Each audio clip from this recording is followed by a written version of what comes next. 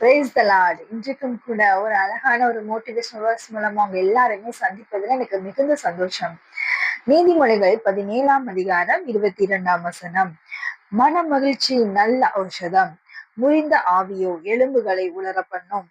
பிரியமானவர்களே, மன மகிழ்ச்சி நல்ல ஔஷதமாம். ஔஷதம்னா என்ன? நல்ல மருந்து. மன மகிழ்ச்சியா இருப்பது நமக்கு ஒரு நல்ல மருந்தாகும். முறிந்த ஆவியோ எலும்புகளை உலர பண்ணும் என்று வேதம் சொல்கிறது. முறிந்த ஆவினா என்ன? நம்மளுடைய ஸ்ட்ரெஸ், நம்ம நீண்ட காலமாக ஒரு பிரச்சனையை நம்ம மனதுக்குள்ளாக வைத்து நம்ம டீல் பண்ணிட்டு இருக்கோம் இல்லையா, அந்த காரியங்கள் தான். அது என்ன பண்ணுது அப்படின்னா, அது எலும்புகளை உலர பண்ணுதான். நானும் நிறைய ஆர்டிக்கல்லாம் எடுத்து ரிசர்ச் பண்ணி பார்த்தேன். ஸ்ட்ரெஸ் எலும்பு ஏதாவது பாதிக்குமா?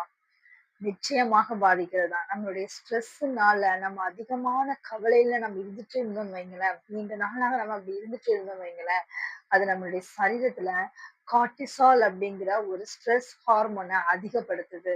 இந்த கார்டிசால் என்ன பண்ணுது அப்படின்னு பாத்தீங்கன்னா, நம்மளுடைய போன் growth அது இன்ஹிபிட் பண்ணுது. நம்மளுடைய போன் வளர்ச்சியை அது தடுக்கிறது.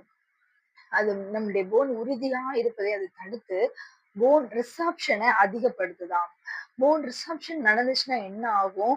இங்க சொல்லப்பட்டதை போல எலும்புகளை உலர பண்ணி மிகவும் மிருதுவாக மெல்லியதாக மாற்றுகிறது. பிரியமானவர்களே, இது போனை என்ன செய்கிறது? பாதிக்கிறது. ஆகையினால நீண்ட நாள் கவலைகள் உங்கள் மனதில் இருந்துச்சுன்னா அதை நீங்க அப்படியே எடுத்து போடுங்க. பாருங்க எவ்வளவு அழகாக அன்றைக்கு சாலமோன் இதை எழுதியிருக்கிறார் அல்லவா?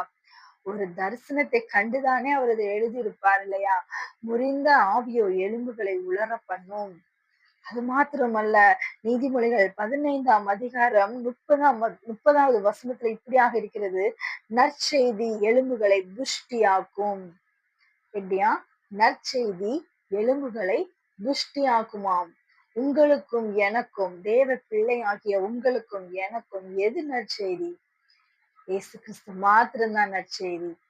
அவர்தான் இந்த உலகத்துக்கு சமாதானத்தை கொண்டு வந்த தேவன். அவர்தானே சமாதான பிரபு. அவர்தான் நமக்கு நற்செய்தி.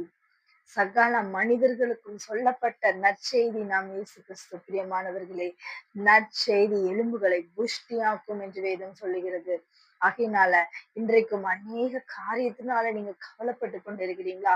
மனிதர்களுடைய குற்றம் சாட்டப்படுதல், மனிதர்களுடைய தீர்ப்பு, இதெல்லாம் நினைச்சு வேதனைப்பட்டு கொண்டிருக்கிறீங்களா? மனிதர்கள் எப்பவுமே ஒரு சைடு எடுப்பாங்க.